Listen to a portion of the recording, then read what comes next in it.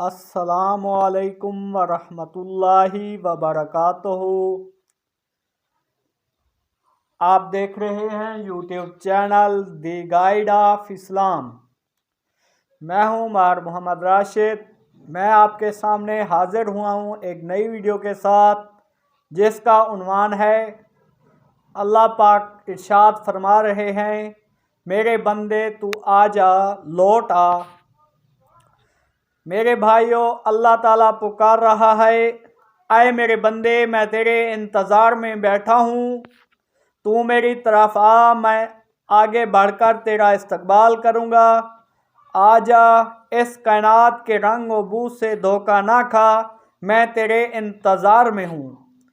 پھر صرف یہی نہیں کہ جو میری طرف آئے گا میں اسی کا ہوں، جو مجھ سے روٹ کے منہ موڑ کے جائے گا اس سے بھی نہیں چھوڑتا، اس کے بھی پیچھے جا جا کے بلاتا ہوں کہ آ جا، ہم تیرے لیے راہیں بچھائے بیٹھے ہیں، ہم تیرے لیے دروازے کھولے بیٹھے ہیں، تو جب بھی آئے گا تیری توبہ قبول ہے۔ اپنے گناہوں سے نہ ڈر، نا امید نہ ہو، ساری زندگی گناہوں سے بھر دے، کوئی بھر سکتا ہے؟ سارے پہاڑوں کو تیرے گناہ دبا دیں، سورج چاند کی روشنی کے تیرے گناہ چھین لیں اور اسے کالا کر دیں، ستاروں کی جلاہٹ چھین لے اور تیرے گناہوں کی گندگی آسمان کی چھت کے ساتھ لگ جائے کہ فرشتے بھی گناہوں کی بدبو سے پریشان ہو جائیں، پھر بھی میں وہ رب ہوں کہ تیرے ایک بول پر کہ یا اللہ معاف کر دے، میں تیرے سارے گناہ معاف کر دوں گا، مجھے کوئی پرواہ نہ ہوگی۔ ہم اللہ کی ماننے کے جذبے کے ساتھ زندہ رہیں، ہمارا کوئی اور جذبہ نہ ہو۔ میرا جینا، میرا مرنا، میری جان، میرا مال، میری بندگی، میرا سب کچھ تیرے لیے ہے، میں تیرا ہو گیا۔ اللہ کا بن کے رہنا ہی زندگی ہے، ورنہ کوئی زندگی نہیں۔ دیکھو نا کتنا کریم ہے، ہمارے گناہ بڑھتے ہیں، اس کا رحم بڑھتا ہے، ہماری دلیری بڑھتی ہے، اس کی چشم پوشی بڑھتی ہے، ہماری بے حیائی بڑھتی ہے، اس کی حیا بڑھتی ہے، ہم دلیر ہوتے ہیں، وہ پردے ڈالتا ہے، ہم گناہ گار ہوتے ہیں، وہ چھپاتا پھرتا ہے کہ تیرے گناہ کا کسی کو پتہ نہ چل جائے۔ اور اس امت کے ساتھ تو خاص معاملہ ہے، قیامت کے دن اللہ کا حبیب کہے گا، یا اللہ میری امت کا حساب میرے حوالے کر دے۔ اللہ تعالیٰ فرمائیں گے کیوں؟ کہیں گے ان کو شرمندہ نہ ہونا پڑے کسی کے سامنے۔ اللہ تعالیٰ فرمائیں گے جب آپ حساب لیں گے تو تیرے سامنے تو شرمندہ ہوں گے کہ نہیں ہوں گے، میں تجھے حساب لینے نہیں دوں گا، میں خود ان کا اکیلے پردے میں حساب لے کے فارغ کر دوں گا۔ حدیث پاک میں آتا ہے کہ جس آدمی کے دل میں رائی کے دانے کے برابر توکل اور بھروسہ ہوگا تو وہ پانی پر چلے گا تو پانی اس کو رستہ دے گا، اس کو ڈبو نہیں سکے گا۔ اللہ سے اپنا تعلق بنا لیں، یہی دنیا و آخرت کی بھلائی ہے اور اسی میں ہی کامیابی ہے۔ اللہ کو اپنا بنا لو، دنیا بھی تمہاری ہو جائے گی، آخرت میں بھی تم کامیاب ہو جاؤ گے۔ اس سے اللہ ملتا ہے۔ واقعہ شاہ عبد القدوس گنگوہی بہت بڑے چشتیہ سلسلے کے بزرگ گزرے ہیں۔ ان کا بیٹا جو کبوتر باز تھا،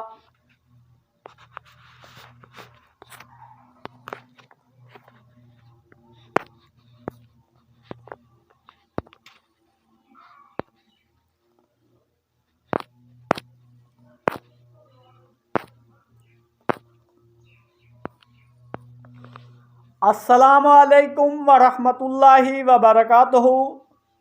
آپ دیکھ رہے ہیں YouTube channel the guide of Islam اور میں ہوں ماہر محمد راشد۔ میں لایا ہوں ایک نئی ویڈیو، نیا واقعہ۔ تواضع سے اللہ ملتا ہے۔ شاہ عبد القدوس گنگوہی بہت بڑے چشتیہ سلسلے کے بزرگ گزرے ہیں۔ ان کا بیٹا کبوتر باز اور ان کے خلیفہ چلے گئے۔ بلخ ایک مرتبہ ایک میراثی نے ان کے بیٹے کو سبق سکھانے کے لیے پیر کا بھیس بدلا۔ اب وہ چوغا پہنے ہوئے آگے آگے چلنے لگا اور اس کے پیچھے پیچھے مرید۔ آگے وہ پیر بن کے جا رہا ہے تو انہوں نے اوپر سے دیکھ کر مذاق کیا کہ یہ میراثیوں نے گدیاں قبض سے سنبھال لیں۔ تو اس میراثی نے کہا کہ جب سے گدی والے نے کبوتر سنبھالے، میراثیوں نے گدیاں سنبھال لیں، یہ وراثت نہیں ہے کہ عبد القدوس کا بیٹا شاہ عبد القدوس بن جائے۔ جو جان لگائے گا اس کو ملے گا، جو نہیں لگائے گا گمراہ ہو جائے گا۔ اب ان کو چوٹ لگی، نیچے آئے، ماں سے پوچھا میرے والد کی وراثت کہاں ہے؟ کہا وہ تو بلخ چلی گئی۔ کس کے پاس؟ کہا نظام الدین بلخی کے پاس۔ وہاں سے پیدل چلے، ہندوستان سے پیدل بلخ پہنچے۔ جب ان کو پتہ چلا کہ میرا پیر زادہ آیا ہے تو انہوں نے استقبال کیا، اپنی گدی سے اٹھ گئے، ان کو وہاں بٹھایا، خود نیچے بیٹھے، اکرام ہو گیا۔ پوچھا بیٹا کیسے آئے ہو؟ کہا جی میں تو اپنے باپ کی وراثت دینے آیا ہوں۔ فوراً رنگ بدل گیا، کھڑے ہو گئے، ایک لات ماری، اٹھ جا یہاں سے، یا تو اس گدی پہ بٹھایا یا لات ماری، اٹھو یہاں سے، چل تو دری پر جا کے بیٹھ۔ وہاں سے اٹھایا، جوتوں پہ بٹھایا اور پھر کئی دن پوچھا ہی نہیں کہ کون تھا کون نہیں تھا۔ پھر کہا اس کے بستر ہمارے استبل میں لگا دو۔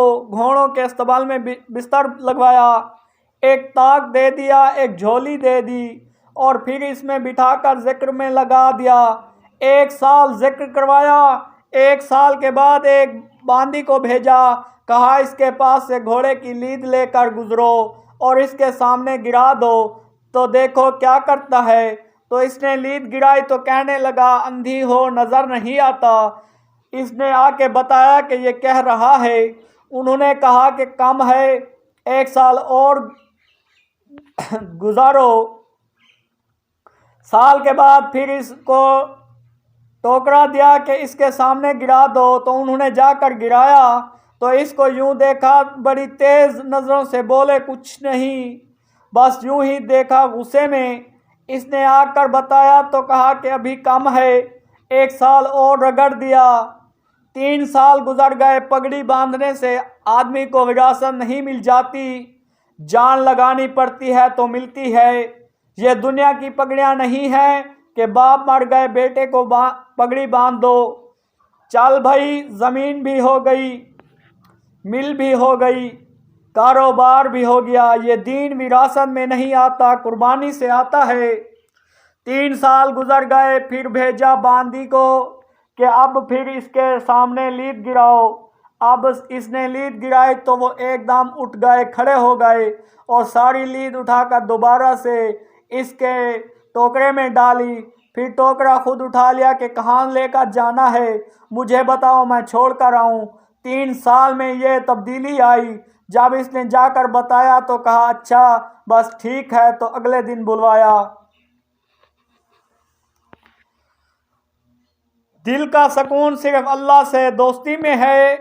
میرے بھائیوں، دل کے تاروں کو ہلانے والا اور دل کے تاروں پہ نغمہ چھیڑنے والا جو بول ہے وہ موسیقی نہیں ہے، وہ عورت نہیں ہے، وہ شراب نہیں ہے، وہ جوا نہیں ہے، وہ سیر و تفریح نہیں، بلکہ وہ صرف لا الہ الا اللہ ہے۔ یہ وہ نغمہ ہے جو صرف دل کے تاروں کو چھیڑتا ہے اور سر سے لے کر پاؤں تک انسان اللہ کی محبت میں ڈوب جاتا ہے۔ اس کی زندگی کو ایک نیا راستہ ملتا ہے، نئی صحبتیں ہوتی ہیں، نئی شامیں ہوتی ہیں، نئے انداز ہوتے ہیں، نئے راستے ہوتے ہیں۔ زندگی اللہ کی قسم بیدار ہی اس وقت ہوتی ہے جب اللہ کا تعارف ہو جائے۔ اگر اللہ کا تعارف نہیں ہے تو پیسہ پیسہ، یہ کوئی زندگی ہے؟ یہ بھی کوئی زندگی ہے کہ مر مرا کے پیسہ دوسروں کے لیے چھوڑ کے چلے جائے؟ تو تبلیغ میرے بھائیوں اس پیغام حق کو دنیا میں پھیلانے کی محنت اور کوشش ہے۔ خود دین پر آؤ اور دوسروں کو دین پر آنے کی دعوت دو، دوسروں کو دین پر لانے کی محنت کرو، اس کے لیے وقت نکالو۔ جب امت میں توڑ پیدا ہوگا تو اللہ تبارک و تعالی باطل کو ہم پر مسلط دے گا۔ ہماری عزتوں کا راستہ محبتیں اور اطاعت ہے۔ ایٹم بم بنا کے دیکھ لیا لیکن مسئلہ تو حل نہیں ہوا۔ اب جو میں کہہ رہا ہوں وہ کر کے دیکھ لو، کیونکہ یہ میں نہیں کہہ رہا، میں صرف ترجمان ہوں، بات اوپر سے آ رہی ہے۔ توبہ کرو، استغفار کرو، اللہ دنیا بھی بنائے گا اور آخرت بھی بنائے گا۔ آخرت کی جنت الگ، دنیا کی جنت الگ۔ تو بولو بھائی، کون کون اس دین پر محنت کرنے کے لیے تیار ہے؟ شیطان بہت بڑا دھوکے باز ہے کہ کیا فائدہ ایسی توبہ کا، جب کرتے ہیں ٹوٹ جاتی ہے۔ جب اللہ تعالیٰ خود کہہ رہا ہے کہ جب توبہ ٹوٹ جائے دوبارہ کر لو، میں قبول کر لوں گا، تو مسئلہ تو اللہ کی طرف سے ہے، وہ بات تو ختم ہو گئی۔ جب تک تمہیں موت کی پرچھائی نظر نہ آئے، اس وقت تک میں تمہاری توبہ قبول کرتا رہوں گا۔